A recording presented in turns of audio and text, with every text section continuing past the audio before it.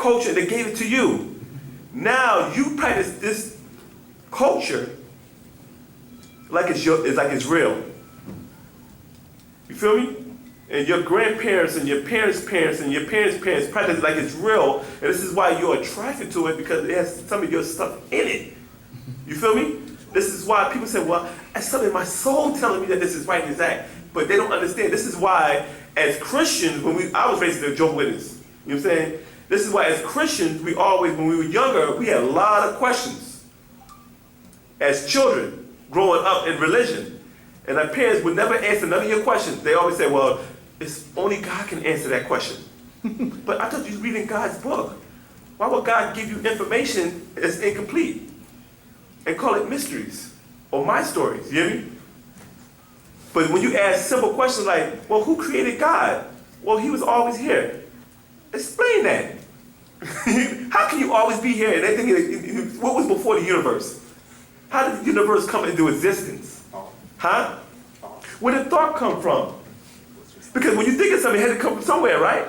And if you're thinking of something, that means you have an event or incident in order for you to be thinking. You just come and say, well, I think I should eat some ice cream. There was no ice cream. No ice cream. There's no such thing as ice cream. You hear me? So I'm talking about this being, this all infinite being. What are you thinking about? How did you come up with the concept of creating a human being out of flesh? And give a woman a vagina and a man a penis.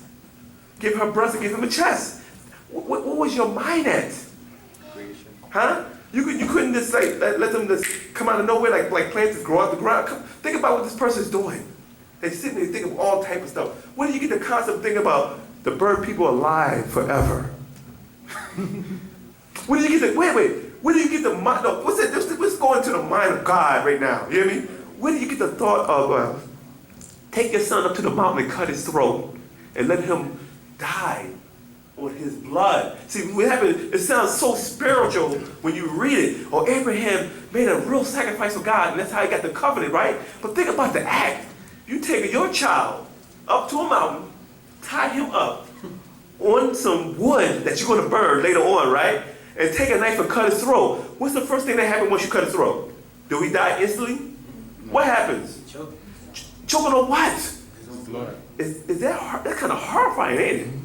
You listen. Whoever got water in their mouth when they swam and almost drowned, like you throw. That ever happened? Yeah. Imagine your own blood. This is what God wanted Abraham to do. Think about this. Why would God create a being to be evil and wicked and throw him a garden around a bunch of dummies? What type of mind is that? Here's another question. Why would God even think of a being that he knew was going to turn bad? That means he created that being to be that way because he thought it up, right? Is he not omnipresent? Mm-hmm. Or how about taking animals and burning them on altars, and you're not going to eat them and take the blood and throw it on your congregation? What type of mind is that? Huh? This is God. And drowning Egyptians because they won't let your people go, but you didn't. You told the Pharaoh, I'm going to harden his heart so he can say no. So then you're going to drown the Pharaoh on them for saying no because you made him say no? And then now they trying to get the Israelites back and they drown in the Red Sea. What type of, he thought of that. This guy's worse than Stephen King. Seriously. Yeah, go ahead. Yeah, I got another question. The Mayans, where did they get their deity Quetzalcoatl? That's Inky. Because what's it? Quetzalcoatl? Hey, Bailey, how you pronounce that? Quetzalcoatl? Yeah, Quetzalcoatl. Yeah, that's the Quetzalcoatl means furry serpent. But doesn't he live in the water? Yeah, reptilians. Alligators in waters. You got sea creatures as reptiles that live in water. Okay, yeah. So Inky's in the water now. Inky is a half reptilian, half humanoid. See, let me tell you something. What happened is this, man. Hold your hands up, like that. Mm-hmm. These are called webs. You hear me?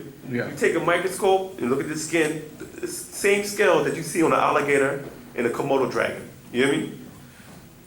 You were living in the water for 9 months. A tadpole and the sperm cell looks exactly the same. You hear me? You are a human reptile. The Ogdogs are reptilians. the draconian reptilians. You know what I'm saying? You get off the reptilian thing, because what happened is that these so-called religious doctrines that were created by reptilians made the reptilian look bad. You hear me?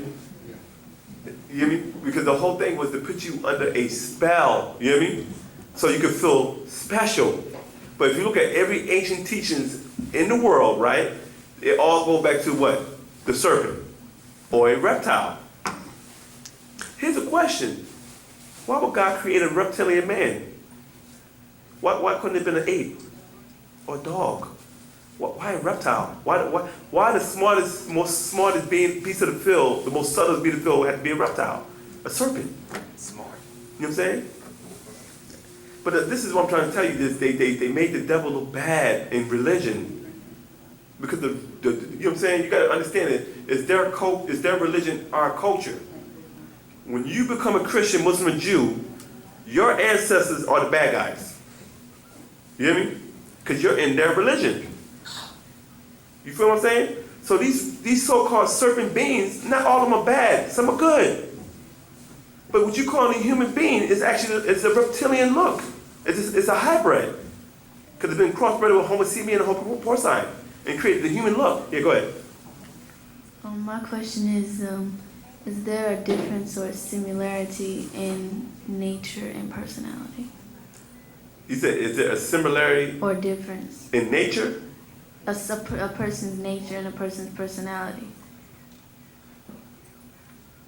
Because it seems like someone can have a very distinct nature but no personality. But that's still with nature, though. Well, Because what happens, your personality means a person. And what happens is whatever you do on this planet Earth, right? You hear me? Is how you create your personality. Now, what you do by nature is that if you get hungry, what do? eat, Thirsty, you do what? drink, You get cold, you do what? get warm, Hot, you do what?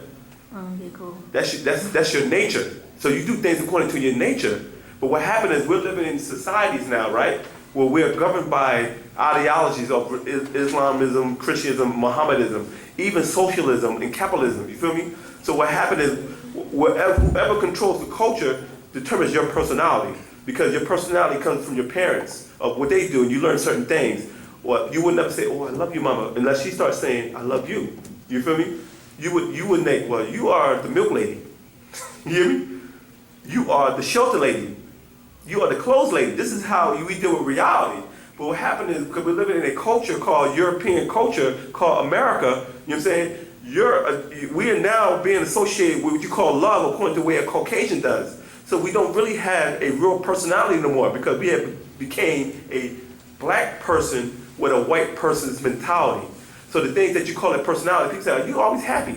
Because I like to do happy things. Because you have found something to do that makes you feel good. So now that's not your nature. It's that you have created a personality to govern yourself because you want to feel a certain way. Mm-hmm. When you want to do certain things, you do it because now you're creating your personality. You feel what I'm saying? And this is something that we created. So you got to understand this. As beings, tribal-wise, we were all having the same type of personality because we came from the same source. But when you're dealing with different species, you hear me?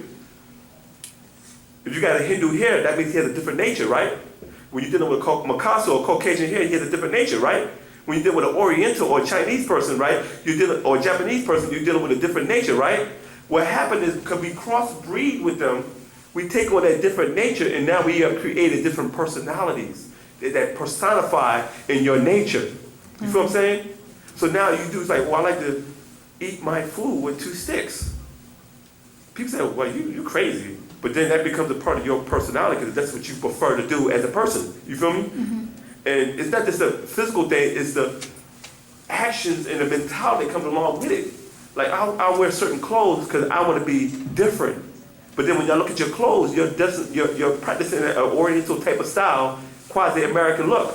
You feel me? You ever notice that when women go shopping, they pick out certain clothes, and they say, I'm going to buy this, and I'm going to put it together, and I'm going to create a combination, and the combination becomes a style, right? But then if you look at the style and take away the colors and look at it as one color, you actually realize that the clothes that they got on actually come from a different ethnic group, from a different culture. It's just that it's been modernized. You feel me? So when you're dealing with natural nature, that's then what you do as a person, you do naturally. But as your personality is something that you created because of your circumstance and your surroundings. And when you get the personality, it gives you character. You feel what I'm saying? Yeah. Did that answer your question? Yeah, All right. Any other questions? What was he saying before that? I was saying, I forgot what I was talking about. Huh? Yeah, oh yeah, about the Anunnaki. Yeah. So you see, we get so caught up in the reptilian thing that we not realize that every species on this planet Earth has a part of reptilian in them. Did y'all know that? Huh? Every species on the planet Earth have reptilian in them. If they did, they would be able to survive on this planet because at one time, this planet was an aquatic planet. This planet is covered by 75% water. If the Earth was to shift back on its natural, axis, this planet would actually be underwater again because the ice will melt in the North and South Pole because of all the axis. It's like getting no sun there, and what happens is freezes the water there. You hear me? But if it goes back, it'll start melting, and then you get more tsunamis coming in, more floods. You feel what I'm saying? So we were aquatic beings. What happened is they created a new type of species or hybrid that could be able to dwell on the land because of the water receded. When they said, "Let there be light," and water and the sun hit on the earth, and it causes the water to recede. So they needed to create a land dweller. And this is where they start start mixing the Ogdogs in with a simian. This is the Anunnaki did to create the Wu-nuwaupu, your ruddy race of Caucasoid. Because the Caucasoid race is a combination of Ogdogs, Hindus, and the Homo simian, or the simian gene. They're the original monkey man. But we have it now because we mixed it with them. Or you wouldn't have hair on your skin. Because as an Ogdog, we didn't have hair on our body. That's why you look at a lot of Africans, they don't grow facial features, facial hairs. But now you see Africans with it now because they've been mixed in, they've been colonialized and mixed in with different species of Caucasoids who invaded Africa. Other than that, we didn't need hair, but they had to put their hair in us so we have antennas so we can be able to communicate with our salafo. This is written in a book called My Brother Estruction, where Pop goes into it about granulate. You know what I'm saying? Go ahead.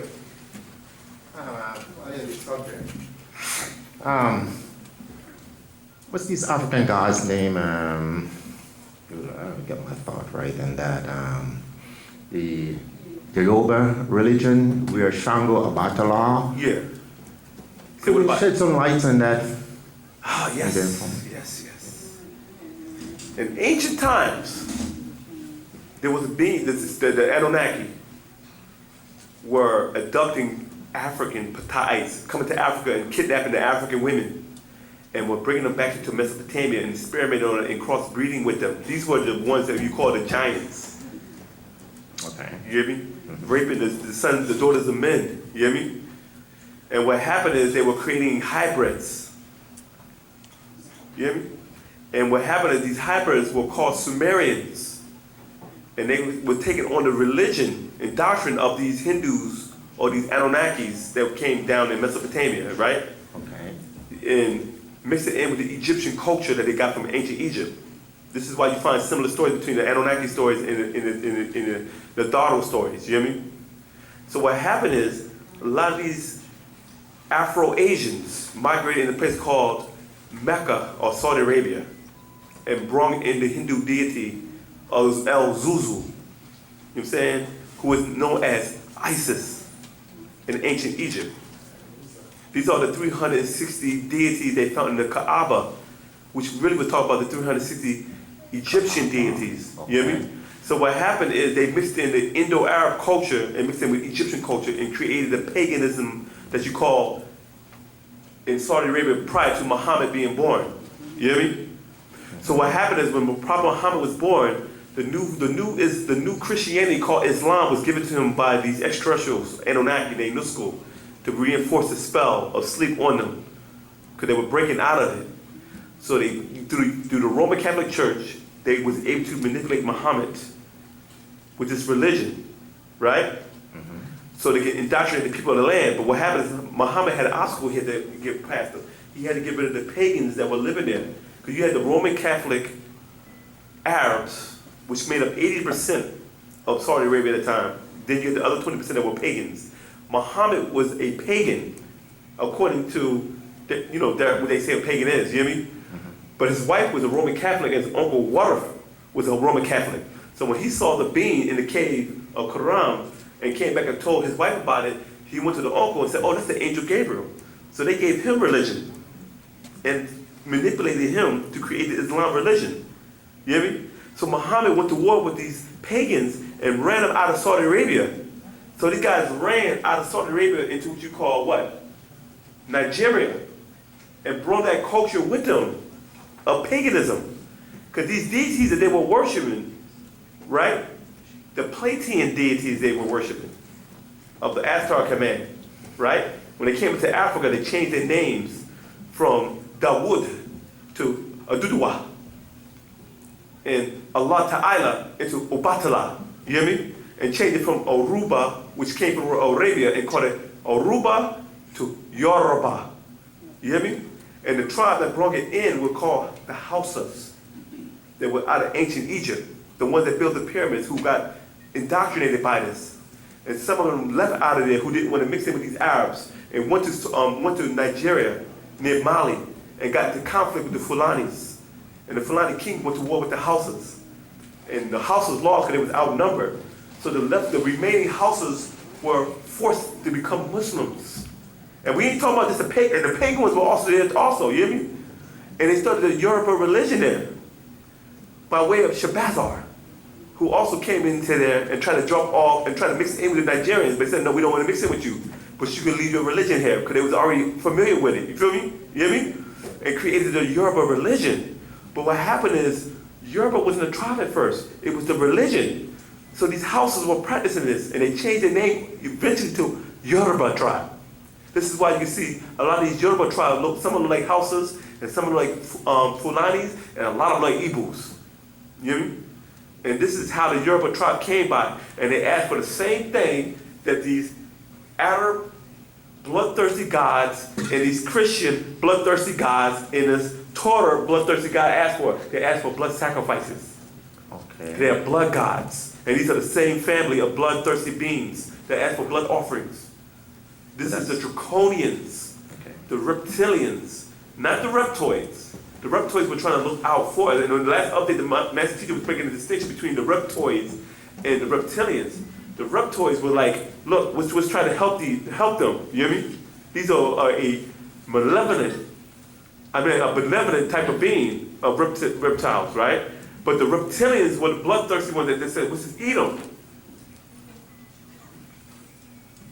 Okay. And Iki was an Anunnaki, but he was trying to look out for the Caucasian race and try to put them on the right path. But when you worship in the Orisha, those are Caucasian gods. The Orishas. Yes. Those are not African gods. That's not our ancestors. Our ancestors don't need blood. In the last update on Tuesday, the master teacher broke down that you need 6 ether nutrition. These beings can only subsist themselves on 6 ether nutrition, meaning that you have to be wicked and evil in order to sustain them. So if you're a good being, they can't sustain themselves by eating you, because it's like who's in here allergic to a certain type of food? Raise their hand. That means you can't eat that food because you can't get nothing from it, right? Right? So these beings can't eat certain people the same way because they'll have effect on their body. So they have to have a being that vibrates and practice the same wickedness as them on the same level in order for them to devour them. Because it feeds their forces. You feel me? Because they vibrate on 6 ether. Our ancestors are not ether beings. They don't subsist on death. They subsist on life. So they don't need blood offerings. All they need is your love and you to communicate to them. You feel me? And your connection, because you are blood related to them. But they don't need you to sit there like, look, you can sacrifice the mice and stuff and I'm gonna do something for you. You hear me? You can sacrifice the chicken, the baby, your husband, your aunt, your uncle, your grandma, and I'll make things happen for you. They don't work like that. They don't need blood. Because what type of spiritual being needs blood? Those beings need blood because they are vampires. And they subsist off of blood. The Red Cross, the Knights of Templar, These are all dealing with the blood banks.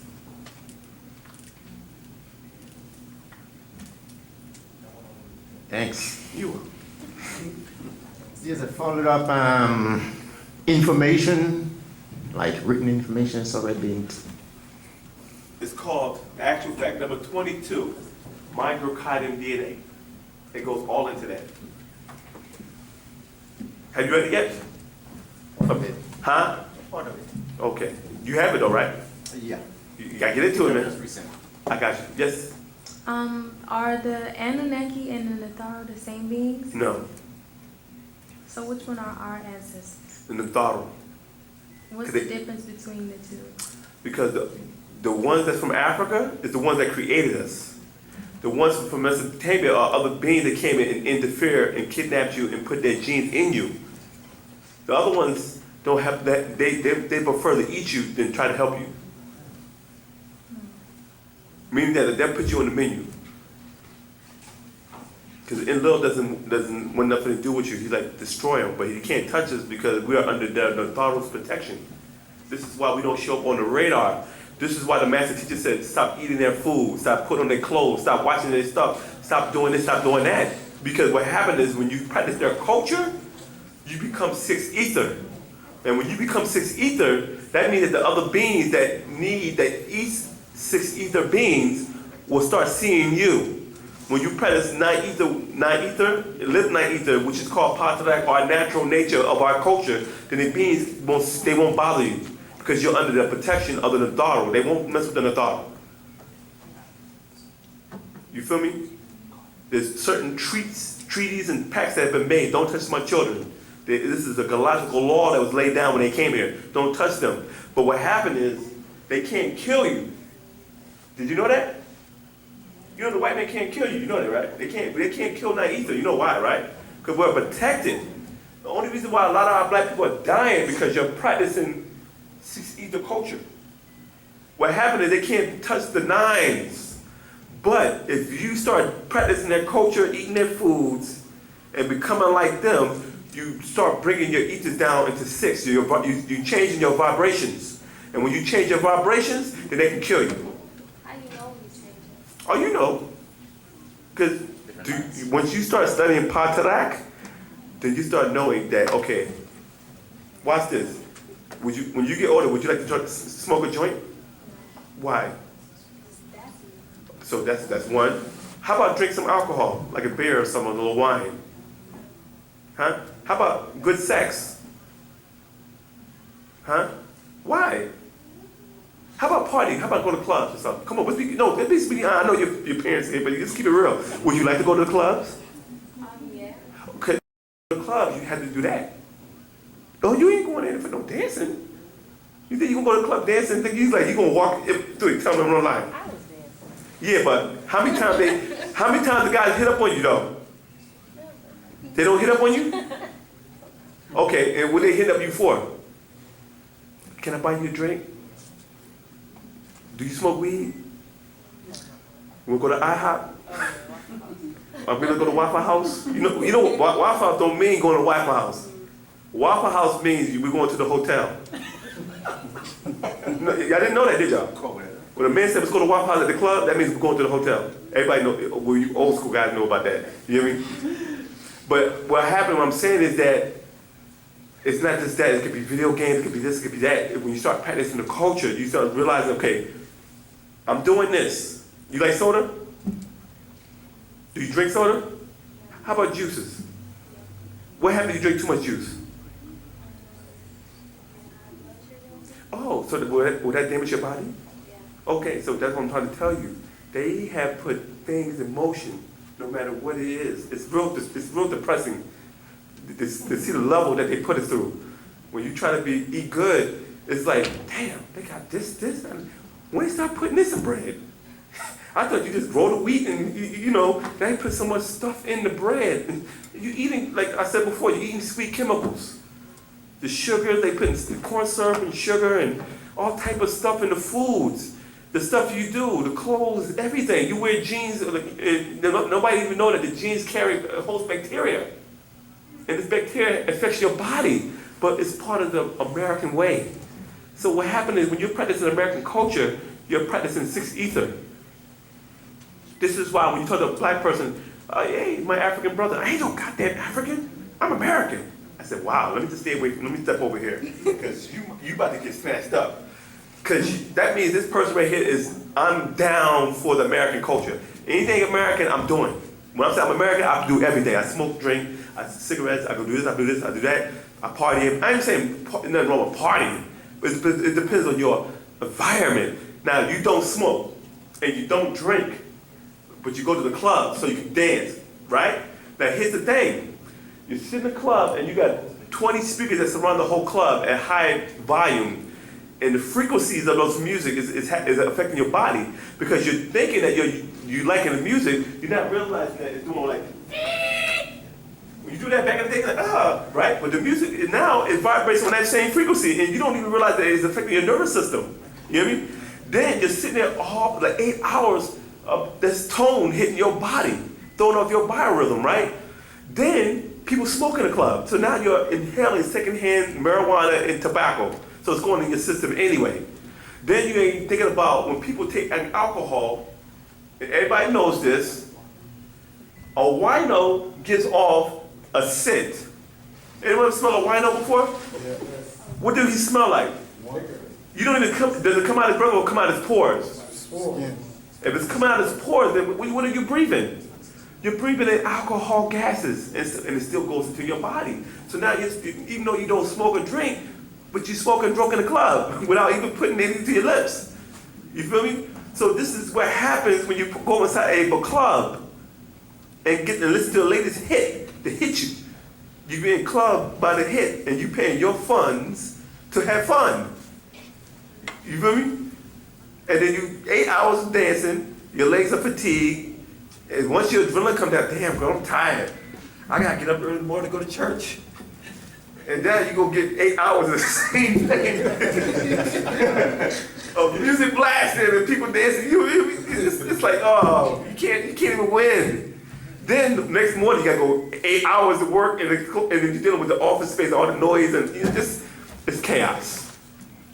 This is why the master teacher always stressed, look, we need to go back to Africa, establish our own land, have our own environment where we don't have to be subjected to these foreign cultures so we can be controlled. It's hard to raise your children and tell them you can't do this and do that while everybody seems like to be smiling and the kids are like happy and smiling, and I'm looking at people's kids like, this son is running around with leotards on, dressed like Batman, with tights on and with muscles, and he's talking about he's happy, and then next you know he grows up and start liking men, and you wonder what happened. I said, well, you had to wear tights and playing with G.I. Joes and Superman and Batman dolls with tights on and love Jesus and, you know, subtle homosexuality. They just push on you, and these guys are running around, you know, gay men. I've got nothing against gay men, but it's like, you know, that people had it, you got natural gays and you got gays by conversion, but it's like the culture, this is the thing that I don't realize. The pink mafia, that's the gay mafia, right? When you say anything bad, about homosexuals, right? What they call it, the gay defamation lead or something? They jump on your case. But they don't say nothing about all the movies that had the gay stereotypes in it where the guys be doing gay jokes and gay this, and they don't even say nothing to them. You know, with all the gay stuff that you see in the TV shows, but for a comedian, somebody say something against a gay person, oh, you're racist against gay. What about the guy that's making the movies that make fun of y'all? How can y'all say that about him? Because they look at it like he's promoting gayism, but this guy's making fun of y'all too. You should attack him as opposed to attacking someone who says something like that. It's like a double standard. You know what I'm saying? So this is what Pt.2 is about, is to get back into our natural nature and practice 9 ether doctrine so you don't have to be caught up in 6 ether doctrine. You know what I'm saying? And when you study Pt.2, then you understand the difference between 9 and 6 ether culture. You know what I'm saying? The reason why I use those analogies is because it's something you can relate to right now, but then when you start getting more mastered in the Pt.2, you actually can start seeing it on a mental, spiritual, and physical level. That's even the smallest things can trigger the 6 ether. This is how you become God again. It's all about awareness. See, a lot of people don't understand. Once you're aware of the forces, this is how you build up your psychic self-defense. and overcome it.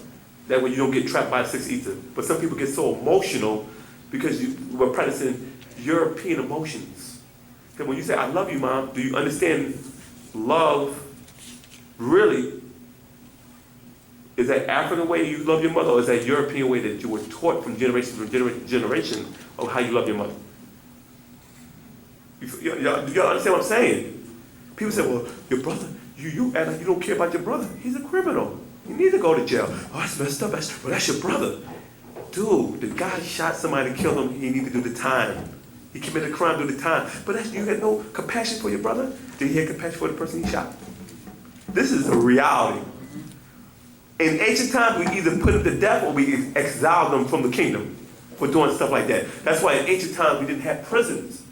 We didn't need it because we was on one mind, one soul, one spirit. We was all dealing with on the same personification or personality because we didn't go outside the tribal mentality. We was all one. You know what I'm saying? We do the same thing. Sometimes we finish our sentences before we even finish it. Sometimes we didn't have to say it. We already knew what we wanted because we was all on the same page. But now that we're dealing with different natures or different species within our inner beings, now we have confusion or chaos. Any other questions? You know what I'm saying? So this is why we got to control ourselves and keep become in tune with yourself, because that's the most important thing. Yeah, go ahead. Dealing with who he, Hika, and Sia, Yeah. were I think the Black Book was saying that they weren't anthropomorphic, Yeah. but if I'm not mistaken, like in reading in Parashat, it looks like were they given well, let me backtrack. Were they given female and male principles? They did that because you couldn't relate, because you're only using 7% of your brain. You're not speaking your language. Mm-hmm. Back then, we didn't use the word anthropomorphism. That's what the Caucasian used because he couldn't understand our culture. Mm-hmm. You're saying, oh, these guys got, you see right there? That's an ibis bird. That's a bird. Oh, you see right there? That's Bested. That's a cat. You hear me? Oh, they go Hahar, the cow deity. You feel me? So we didn't understand, why are they associating their deities with animals? But animals are what? A part of what? Nature, right? Mm-hmm. And people say, oh, he is slimy as a snake. Oh, she is sweet as a lamb. Oh, he's nothing but a dog. Oh, she act like a bitch. You hear me? We're using animal attributes on our everyday life. Oh, this nigga is stubborn as a bull. You feel me? We can keep going on and on. This nigga is as strong as an ox. This nigga is tall as a giraffe. You hear me? So that's anthropomorphism right there. You hear me? And what happened is when we deal with our higher principles, we deal with Hika, Sia, and Huhi, this we deal with the higher principles, and sometimes you couldn't relate to it because of these right here. And that Quran and that Torah mess you up real bad. So you can't relate to certain things, so they had to put certain things on it for you to understand it, because you don't understand it. You see? This is why in ancient times they didn't understand, like, white man see these statues and didn't understand the science behind it, and we didn't tell him. And when we told him, he didn't accept it, so he ran off with it and gave his own definition. He didn't understand why she was standing over top of the guy on the ground. Y'all see that picture right there of getting nut and shoe? Y'all see that right there? Now you see a woman right there, right? She has a blue body with stars around her, right? Then you see the guy up there holding her up, right? And you see the guy laying down. That's Geb. Geb means that was the earth deity named Geb. He's of the earth. The one at the top is Nut, which is the sky deity, right? And the one that's holding up is Shu. In ancient times, that was talking about the heavens, the sky. Shu represents the wind, and Geb represents the earth. And the beings on the next to him is called Kanun, the fashioner, the creator of man. This is your creation story. This is Genesis chapter 1. In the beginning, God created the heaven and earth. And God said, let there be light. And he saw that the light was good. This is the whole Genesis story right there. That's where they got it from. Geb, Newton, good. This is the separation. I shall separate the heavens from the earth. Who did that? Shu. Who created man from the dust of the ground? Kanun. You see that? Matter of fact, please swing the camera over there to it so you can see it online and see it real quick.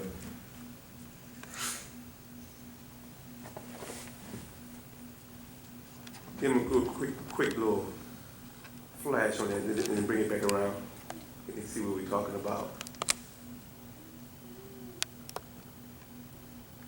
So this is where they got the book of Genesis. This is where they stole the Genesis story from. Y'all didn't even know that, did y'all? Did y'all know that? Yeah. Anthropomorphism. Now you understand it, right? This is how they relayed. See, what happened is they were telepathic beings.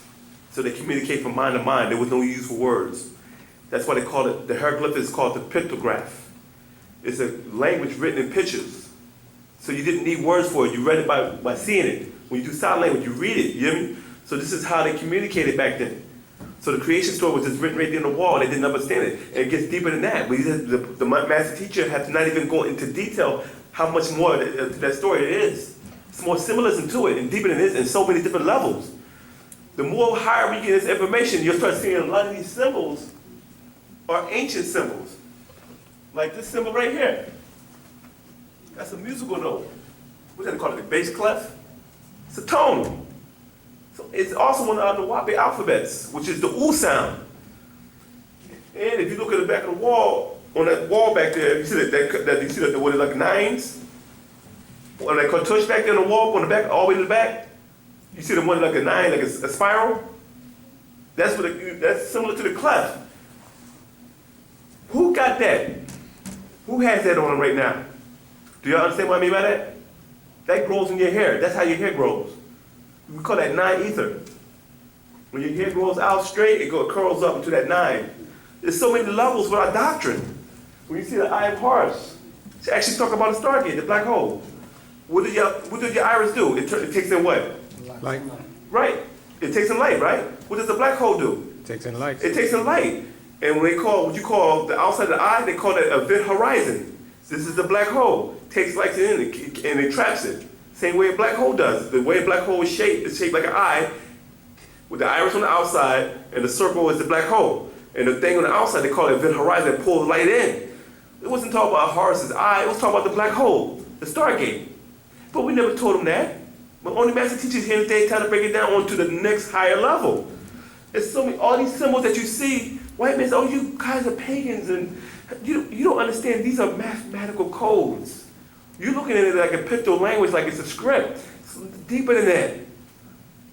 You're looking at musical tones and vibrations, frequencies, and mathematical codes inside these hieroglyphics that they haven't even deciphered yet, because we never taught it to them. And it's more, and the master teacher have yet to explain the rest of the stuff. We just got into the beginning stages of this. While he's still in the belly of the beast, he's still giving us information. Because this is why they locked him up and gave him so many years, because he was about to put this information out and take it to that next level. They didn't want him to they didn't want y'all to have that information. So they came up with all these trumped up charges, you know what I'm saying, to put him in jail. You feel what I'm saying? Something that is our culture, and they try to make it seem like he did some wicked acts. And even the witnesses denied and recanted. And they never took that into consideration. They should have a new trial and dismiss it, but they don't want to do that. Because they want to keep him suppressed so he don't put this information out, but it's going to get out. And they seal the transcripts. They sealed the transcript. I mean, they just dirty. They don't follow their own laws. You know what I'm saying? Hypocrites. But they can't understand, talk about us. I like, y'all think it's the biggest hypocrites on planet Earth. Like I said before, we never invited you here. Why do you come here? If you're so better than us, then stay in a better land that you came from. You feel me? You better. Why you here? Why you in Africa? I thought Scottish were in Scotland. I thought the Irish were in Ireland. You hear me? Why you in Africa? You don't belong there. The Dutch are in what? What is Holland? The Romans are in what? Italy. The Spaniards in Spain. The Portuguese. You don't belong in Africa. You have your own land. Stay there. Have a nice life. Stop coming over here and trying to claim stuff and try to get rich off other people. You feel what I'm saying? So that's why I'll show you. That's why I showed you that. Anybody still got my paper? I seen it circulate. It disappeared, didn't it? Don't worry about it. No, it's back. You know what I'm saying? But what I'm just saying is that if you look at that paper, y'all seen the paper, right? You look at it, right? On that paper, you see the paper. You see how it evolved into the scripts, but it was a picture language first. You notice that, right? This to show you how advanced we are. If you go on YouTube and look up, what's that thing called? What they got the salt test, the frequency test? Standing, yeah. It's a thing on YouTube where they take a board and they put salt on the table, right? Or whatever it was, and they turn the frequency up. That frequency gives it a geometrical pattern, right? From an actual one single tone that comes off of that. But it gives it a precise geometrical pattern for that tone. Now, you listen to the music, you gotta imagine how much different tones you take in and the geometrical patterns that come and hit your body. When you look at these symbols and stuff like that, you don't understand the science behind these symbols. You feel me? These are all different tones and vibration and frequencies. This is a science that we haven't even taught the Caucasians. We only gave them 3 degrees and they ran with that and created your secret society of masonry, what's the other one? Rosicrucian, Knights of Templar, Shrinerism, all that stuff they created from ancient Egyptian culture. 3 degrees. EA, FC, and Master Mason, and ran with that. And in this day and time, you'll call it Judaism, Christism, Mohammedism. You hear me? And we never gave them the other 6 degrees, which is the higher 6 degrees. We never gave it to them. And this is, now we're being given pieces of it from our master teacher. Any other questions? To clear up my last question here. Yeah, this will be the last question for the night. Go ahead. Yeah, so you're saying, or did you say, okay, Abattoir and Shango, they are the deity from Samaria? Yeah, they from Samaria, but they by way of the Plataean Pleiades. From the Pleiadians. These are the Caucasoids. Okay. These are the pale draconians that came down and mixed in with man and they created these religious doctrines. So when these so-called Yorubas are worshiping these deities, these people from Voodoo or Vadu and Santeria, they're actually worshiping Caucasian blood gods. This came from our master teacher. Okay. You know what I'm saying? Because these same gods are asking for the same thing they asked in Genesis. So that's why the African Give up an offering. Okay. And they said the more power the being you sacrifice, the better the offering is. You hear me? You start giving humans and stuff, you get a better deal. But like our master teacher said back in the day, you know, he said in the updates, he said that these gods are freelance. Meaning that I might say, look, I'm having a problem with my neighbor. He's giving me a hard time. So I'm going to sacrifice a chicken and do something to him. Then the neighbor said, oh, he's doing that, so I'm going to sacrifice a goat to do something back to him. You hear me? But this is the same God. So this God freelances. He's going to the highest bidder. So who has the better offerings get the better blessing or the better outcome. So how can you trust a God like that? He's not loyal. He's serious. He's not loyal at all. All he does is take blood, eat of my flesh and drink of my blood, and you shall get eternal life. That's what Jesus said. What do Christians say all day? It's about washing yourself in the blood of the Lamb. That's a bloodbath. Yeah. You hear me?